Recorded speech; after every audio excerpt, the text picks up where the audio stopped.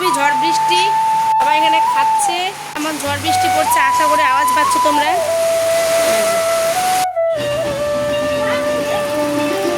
জানো তো সকালবেলা উঠেই আজ ভীষণ ব্যস্ত ছিলাম। প্রতিদিনের মতোই আজকের ব্যস্ততা দিয়েই সকালটা শুরু হয়েছে। এদিকে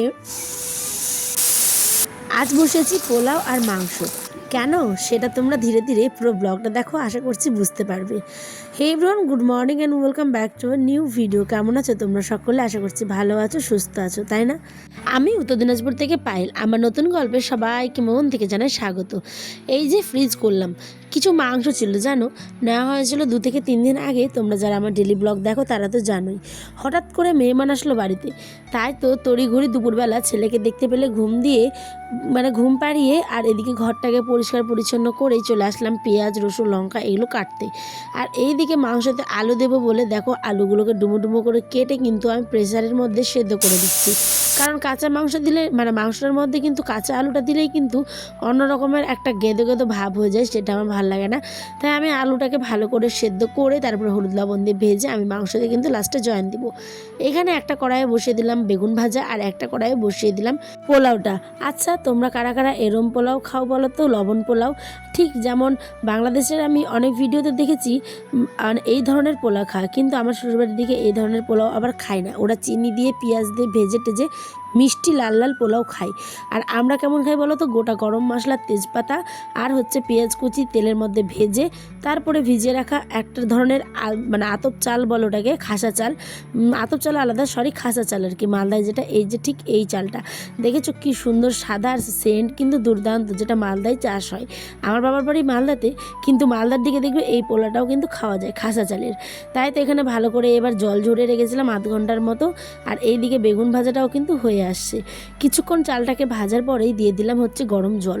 অবশ্যই সেটা কিন্তু গরম জল হতে হবে। আর তারপরে দিব আদা থেতো, যেটা আমি তোমাদের সাথে শেয়ার করতে ভুলেই গেছি।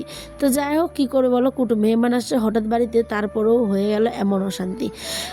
সত্যি কথা বলতে কিছু কিছু জিনিস থাকে না যে মানুষের শত্রু হয়ে ওঠে, এটাই হচ্ছে ব্যাপার। সময় মানুষকে চিনিয়ে দেয়, বুঝতে পারলে? কুটুম আসবে, মেহমান আসবে, সেও নিয়েও আবার বাড়িতে অশান্তি।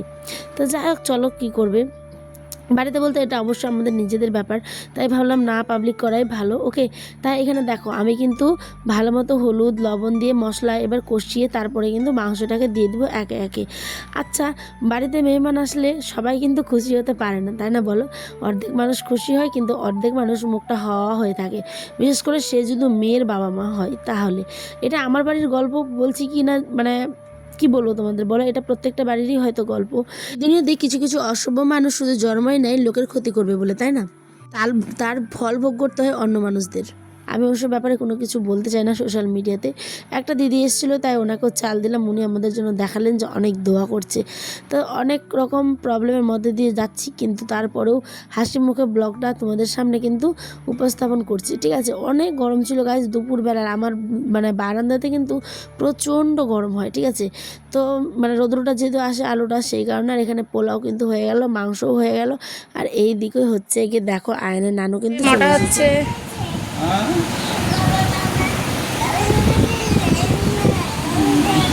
জানো তো অনেক কিছু বলতে ইচ্ছে করছে, কিন্তু কি বলে বলো, সোশ্যাল মিডিয়া তো শুধুমাত্র সেই কারণেই বলতে পারি না। এখানে বাবাকে দেখো পোলাও আর মাংস কিন্তু আমি বেড়ে দিলাম। আর বাবার সাথে কোনো কিছু না, কিন্তু তবুও দেখবে আমাদের মতো মেয়েদের যখন বিয়ে হয় শ্বশুরবাড়ি যায়, অনেক পাবলিক আছে শ্বশুরবাড়িতে যারা কিন্তু ঠিক মতো তাদেরকে দেখতেই পারে না। এটা ওই মানুষের মানসিকতাটার কি বলবো, লজ্জা লাগা উচিত যে এরম অনেকে করে, ঠিক আছে? তো এখানে বাবা অনেক কিছু নিয়ে এসেছিলো, অত কিছু শেয়ার করিনি, আগামী দিনের ব্লগে শেয়ার করবো। আজ এই যে মিষ্টিগুলো, তারপরে আম ডাল, তারপরে আয়নের জন্য হচ্ছে দোলনা, বিশেষ করে দোলনাটা, আর এই যে দেখছো এখানে আম নিয়ে এসেছিলো বাবা। আচ্ছা, আমি যে কথাটা ভুল বলে থাকি তাহলে তোমরা কিন্তু অবশ্যই আমার কমেন্টে কিন্তু জানিও, ঠিক আছে? এটা অনেক ক্ষেত্রে হয়, অনেক ফ্যামিলিতেই হয়। তো ঠিক আছে, বাবা এখানে রেস্ট নিচ্ছে নিক, আর আমি এখানে কিন্তু দেখো সমস্ত কাজটা সেরে ফ্রেশ হয়ে একটা সুন্দর নাইটি পরলাম, অনেক কাজ করলাম আজ। তো হঠাৎ করে এসেছে বাবা, আমাদেরকে জানিয়েছে পরে গাড়িতে যখন উঠে গেছে তখন আর কি। তো তারপরেও এত কিছু আয়োজন একা হাতে করলাম। এই যে রাতের এখন ডিনার, আয়নের বাবাও খেয়ে নিয়েছে, বাবা একটু দেরি করে খায়, যেহেতু বাবা 5টার দিকে এসে ভাত খেয়েছে, তাই আমি আর বাবা মিলে এখন কিন্তু খেতে বসবো। বৃষ্টি পড়ছে, আশা করে আওয়াজ পাচ্ছ তোমরা, গরম জল বৃষ্টি। এখানে বিছানা করেছিলাম। তো এদিকে ঝড় বৃষ্টি চলে এসেছে গাইজ। তো বাই, দেখা হবে নেক্সট ব্লগে। কেমন লাগলো ব্লগ অবশ্যই জানি, ভালো লাগলে চ্যানেল সাবস্ক্রাইব করে পাশে থেকো নতুন বন্ধু হয়ে। প্লিজ প্লিজ প্লিজ সবাইকে অনেক ভালোবাসা।